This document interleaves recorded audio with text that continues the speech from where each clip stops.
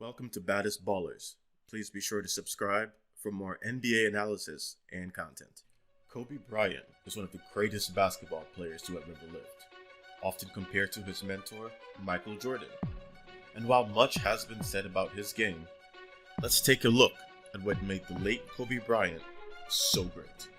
As a basketball player, Kobe Bryant was fairly polarizing.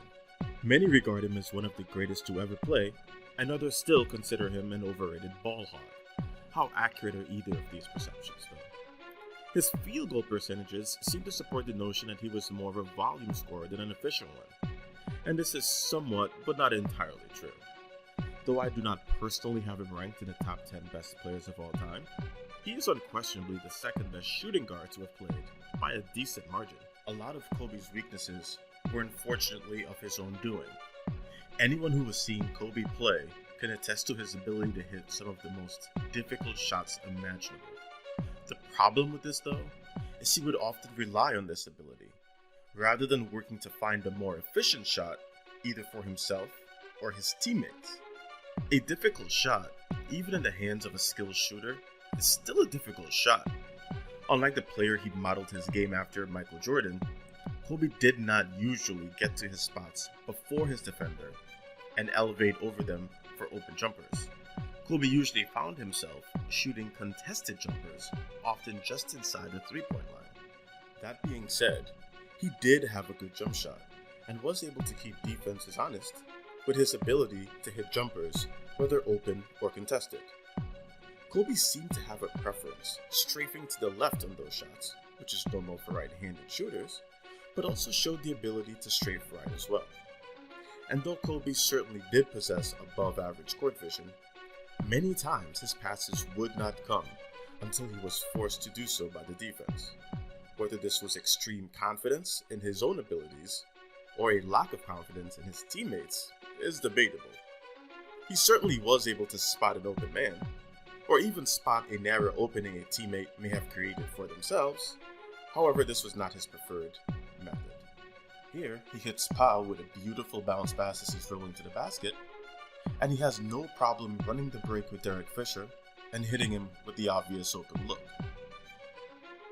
Primarily, however, Kobe's court vision took the form of either pulling into defense with his offensive gravity and dishing to whichever teammates ended up open as a result.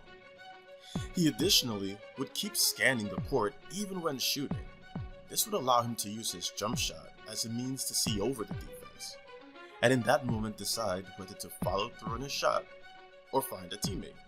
Running the offense this way allowed Kobe to decide if his shot was the best shot first, and while he was capable of finding the open man in a variety of situations, and was even a willing passer usually, his single-minded drive and will to break down the defense cost him opportunities at times.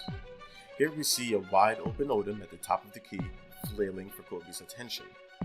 The outcome of this shot is irrelevant, as passing was objectively the better play in this situation. With Kobe Bryant, you took the good with the bad. He was always sure of his skills, but worked tirelessly to improve. His otherworldly talent allowed him to bail himself out of situations that most players, if any, could not. His reliance on those skills, though, rather than his high IQ, is what stunted his growth and keeps him out of the discussion for the absolute greatest of all time.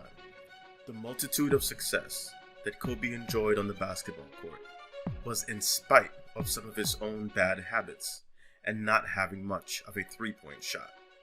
And for all the comparisons that he has drawn to MJ, he is not as athletic and did not have nearly the consistent jumper that Michael did. What Kobe did have was an array of incredible skills that he honed over his career. His handles were elite, and though he was not known to be a high flyer, his layup package was quite extensive.